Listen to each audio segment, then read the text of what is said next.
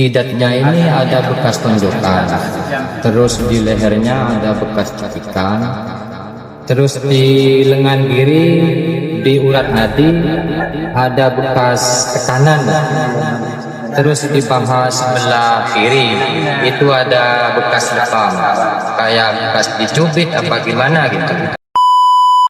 Halo guys, balik lagi dalam channel gua. Guys, hari ini gua akan menceritakan kasus pembunuhan yang dimana sosok seorang mahasiswi ditemukan tidak bernyawa di dalam sebuah parit. Mirisnya, kasus pembunuhan ini pun terungkap yang ternyata pelaku merupakan anggota polisi. Permasalahan apa di balik kasus ini? Yuk kita simak videonya.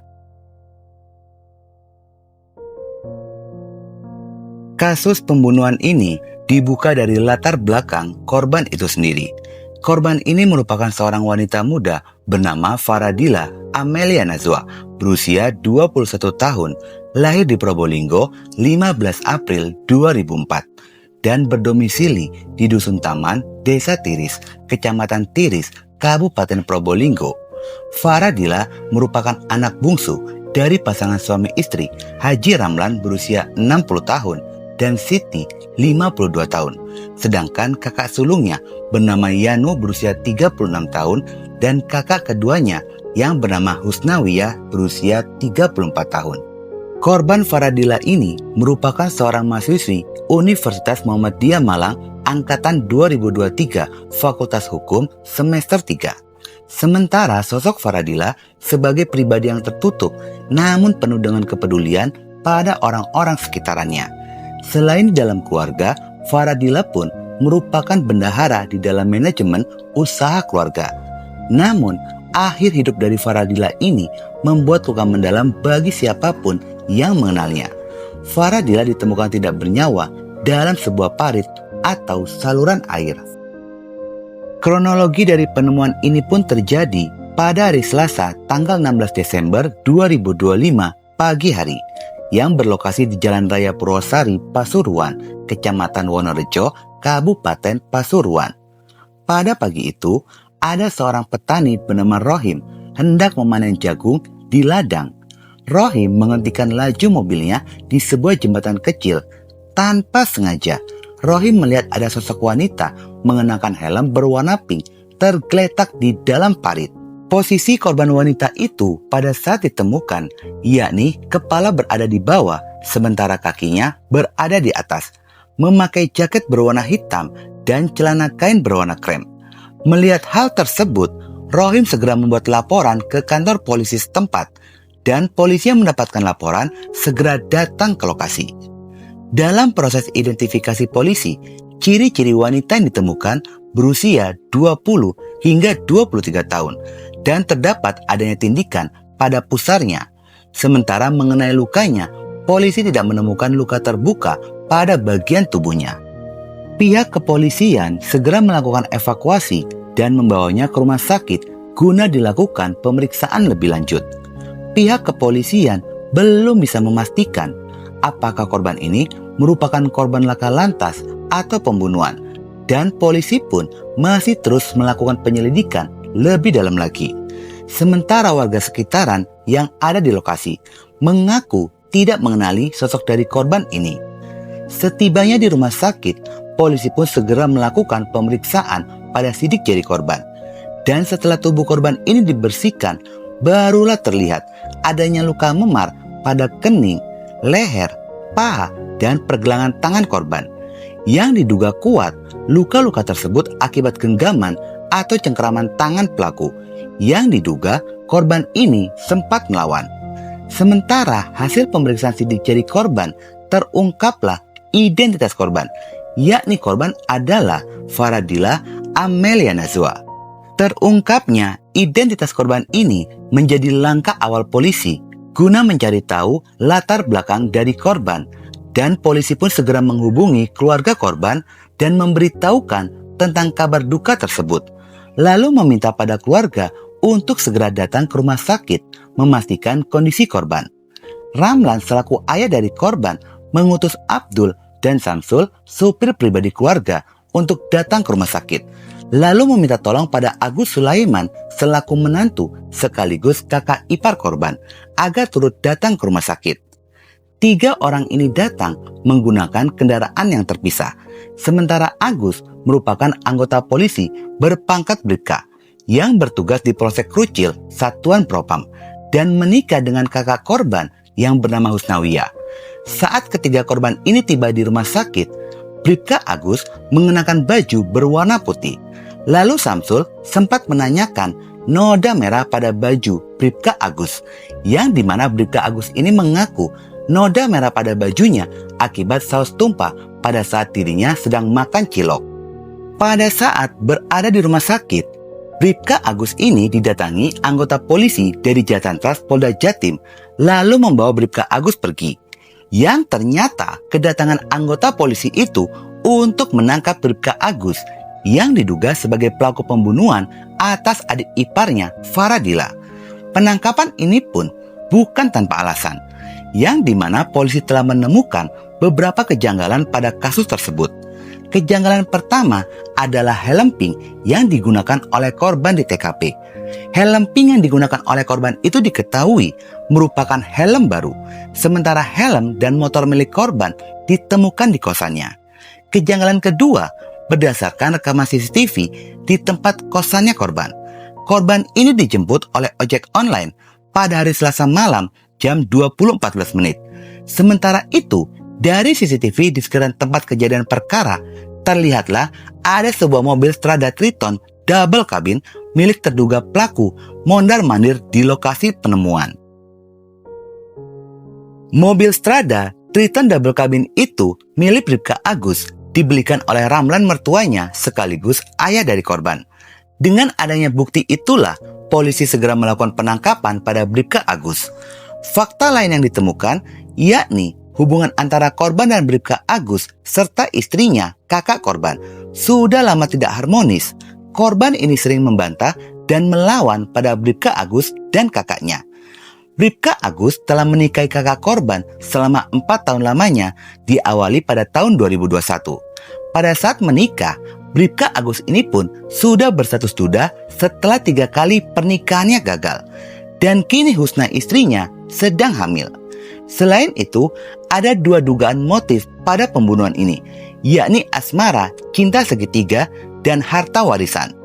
Sementara itu, sosok Bribka Agus di lingkungannya dikenal sosok pria yang suka menggoda wanita. Bahkan, mertua perempuannya kerap digoda. Tercatat, sudah 3 kali Bribka Agus mengajak hubungan badan mertuanya. Selain itu, sosok Bribka Agus pun dikenal arogan dan temperamen. Bribka Agus ini terbilang polisi bermasalah, yang dimana sebelumnya Bribka Agus merupakan anggota Brimob. Bribka Agus pun sering terlibat masalah dengan rekan sesama polisi dan di luar kedinasan. Sebelum pembunuhan itu terjadi, Bribka Agus ini berdinas di Polres Tiris. Namun karena ada masalah, Bribka Agus pun dipindah tugaskan di Polsek Krucil. Menurut kesaksian teman korban, hubungan antara Bribka Agus dan korban Faradila sangatlah akrab jika sedang berada di luar rumah. Namun ketika berada di rumah, keduanya terlihat dingin. Dan Bribka Agus pun diketahui sering mendatangi kosan korban. Untuk motif ingin menguasai harta bukanlah tanpa alasan. Ramlan ayah korban ini terbilang orang kaya dan terpandang lantaran memiliki toko sembako terbesar sekecamatan Tiris, toko material, pertanian, dan usaha travel. Selama menjadi menantu Ramlan, Bribka Agus pun sudah diberikan dan dibelikan beberapa harta, mulai dari toko hingga mobil. Namun, pihak kepolisian pun belum bisa memastikan motif itu, dan polisi masih menggali keterangan dari Bribka Agus. Selain itu, masih ada dugaan jika pembunuhan ini masih ada pelaku lainnya yang terlibat. Pada hari Kamis tanggal 18 Desember 2025, pihak kepolisian resmi menetapkan Bribka Agus sebagai tersangka. Lantaran polisi berhasil menemukan bukti, yakni 2 ponsel milik korban berada di tangan Bribka Agus. Pihak kepolisian terus melakukan pengejaran pada 1 orang pelaku yang turut serta dalam pembunuhan itu. Dan akhirnya polisi pun berhasil menangkap 1 pelaku yang terlibat pada pembunuhan di daerah Pamekasan, Madura pada hari Jumat tanggal 19 Desember 2025. Pelaku yang tertangkap ini bernama Suyitno berusia 38 tahun. Sebelum penangkapan, pelaku ini pun hampir saja dibawa pergi oleh keluarganya untuk melindungi pelaku dari penangkapan polisi. Namun, usaha polisi berdiskusi dengan keluarga akhirnya berhasil. Keluarga dari pelaku bersedia menyerahkan pelaku pada polisi. Latar belakang dari Suyitno ini merupakan seorang petani dan merupakan teman kecil sekaligus mantan karyawan sembako toko dari Bribka Agus. Mengenai isu asmara antara korban dan pelaku Bribka Agus dan juga isu tentang kehamilan korban, pihak keluarga secara tegas membantah mengenai hal tersebut. Keluarga justru meyakini motif pembunuhan berkaitan erat dengan harta warisan dan ambisi dari pelaku Bribka Agus yang ingin menguasai aset keluarga.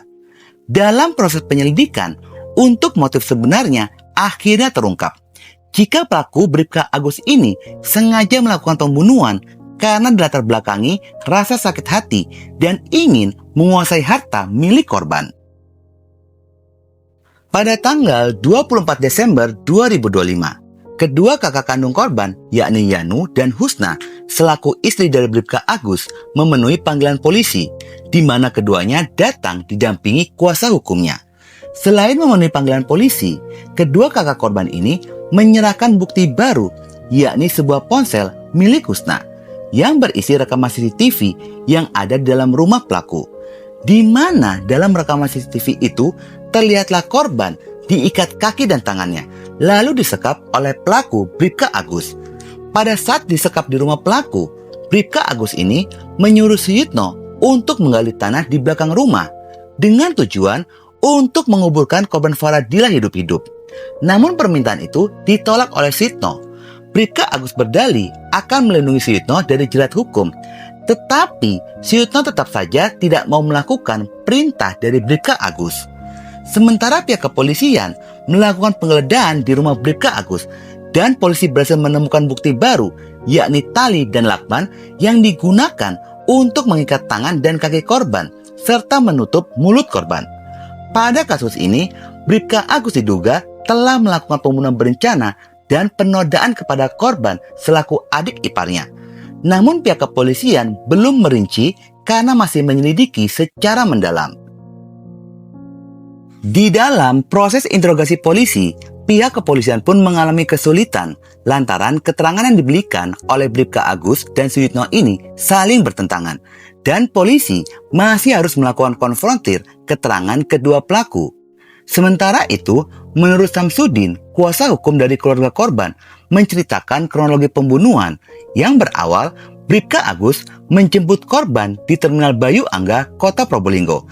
Dari sanalah korban dibawa ke rumah pelaku. Saat di dalam rumah pelaku, kondisi korban sangat memprihatinkan. Mata korban dilakban, tangan diborgol, dan kaki diikat. Meski demikian, korban masih berupaya melawan dan melarikan diri. Aksinya tersebut terekam pada kamera CCTV di dalam rumah.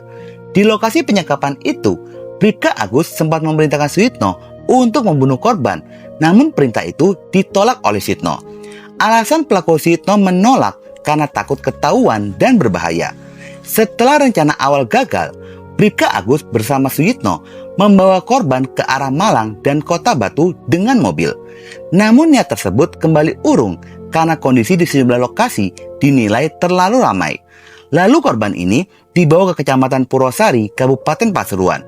Sebelum membunuh korban, Suyitno dan Bribka Agus sempat membeli helm berwarna pink dan sebuah karung. Helm pink serta karung dipersiapkan oleh kedua pelaku yang akan digunakan untuk membuang jasad korban. Setelahnya, Suyitno pun masuk ke dalam mobil dan langsung menggenggam leher korban. Usai Suyitno melakukan eksekusi pembunuhan, Bribka Agus pun ikut menggenggam leher korban demi memastikan korban ini sudah tidak bernyawa. Mengetahui korban Faradila telah meninggal dunia, Bribka Agus dan Suyitno mendudukan jasad Faradila di dalam mobil. Kepala korban dipakaikan helm yang dibeli di Kecamatan Karangploso. Setelah menemukan lokasi untuk membuang jasad korban Faradila, Bribka Agus ini menghentikan laju mobilnya. Lalu Suyitno menggendong jasad korban dan dibuang ke saluran irigasi desa hingga akhirnya ditemukan oleh warga. Setelah membuang jasad korban, pada saat dalam perjalanan pulang, Suyitno ini menguburkan 2 ponsel korban di bawah pohon. Sementara Bribka Agus tetap menunggu di dalam mobil, lalu melanjutkan perjalanan. Dan setibanya di Kecamatan Keraksan, Kabupaten Probolinggo, mobil dicuci ke salah satu tempat cucian mobil di Jalan Pahlawan. Setelah mobil itu selesai dicuci, Bribka Agus ini pergi ke ATM Bank. Karena sebelumnya Bribka Agus sudah mengambil ATM milik korban yang di dalamnya terdapat uang sebanyak 200 juta rupiah. Namun Bribka Agus hanya mengambil uang 10 juta rupiah. Sementara pengakuan Bribka Agus, Suyitno diberi uang 600 ribu rupiah. Sedangkan pengakuan Suyitno hanya diberi uang 200 ribu saja oleh Bribka Agus. Kuasa hukum dari keluarga korban akan mengawal proses hukum pada kasus tersebut hingga tuntas dan mendesak pada penyidik kepolisian untuk menerapkan pasal pembunuhan berencana terhadap pelaku utama, yaitu Bribka Agus Sulaiman. Bahkan ada dugaan jika korban telah mengalami penodaan oleh Bribka Agus. Kasus ini hingga kini masih berjalan di ranah pihak kepolisian. Bakal ada fakta-fakta baru dari kasus tersebut dan belum ada kepastian mengenai pasal apa yang akan menjerat kedua pelaku itu. Guys, mari kita kawal kasus ini agar keadilan dapat ditegakkan dengan adil-adilnya. Oknum polisi seperti Bribka Agus layak mendapatkan hukuman berat. Terlebih selama menjadi polisi, Bribka Agus ini sudah sering melakukan pelanggaran. Semoga saja korban diampuni segala dosanya dan diberikan tempat yang layak di sisi Allah Subhanahu wa Ta'ala. Oke guys, sekian dulu video gua hari ini dan jangan lupa ikuti terus video gua. Oke?